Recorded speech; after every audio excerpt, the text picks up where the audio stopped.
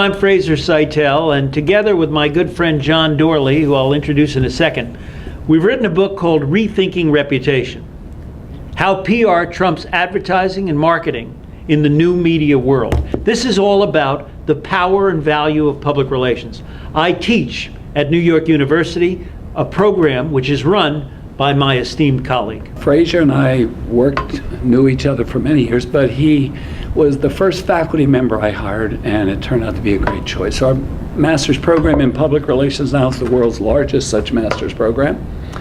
And in working on this book, it was great fun most of the time, I think. I think we certainly agree on the major principles of public relations and reputation, what makes it all work together, huh? Tell us what the heritage of this book is all about. What's the heritage of public relations? Moses was clearly one of the greatest public relations practitioners ever, but he had this speech problem, remember? I do. And so what was the expression that came? Slow as Moses. Slow as Moses. So he got his brother Aaron to be his spokesperson. We think maybe the first public relations spokesperson was Aaron. We also talk about Aristotle, who had three great principles: ethics, emotion, and rational argument. That's how he founded this practice called rhetoric, which is the art of persuasion, which is the underpinning of our practice of public relations. Right, and that really is,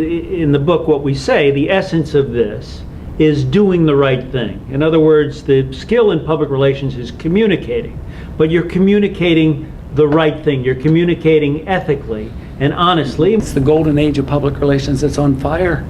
The profession, by every measure, number of people hired, expenditures versus marketing and advertising, because when it works, as you well know, it's more effective. We talk in the book about companies that, like Johnson & Johnson and Roy Vagelos at Merck and Paul Volcker, people in corporations who've stood for something, which is honesty and integrity and ethics. And we talk about in the 21st century how one must communicate that in order to build a reputation, which is what? And reputation, of course, the sum of the images that the different groups have of an individual or an organization. The brand being how we want to be perceived, the reputation being how people perceive us.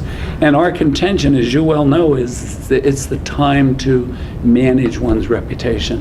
And one cannot do that just through messaging, certainly not through paid advertising and marketing. What we do in the book, then, is we talk about a formula that one ought to follow in terms of the power of persuasion and the power of publicity and the power of building a brand and the power of communicating and the power of taking the high road in order to prosper by rethinking your reputation.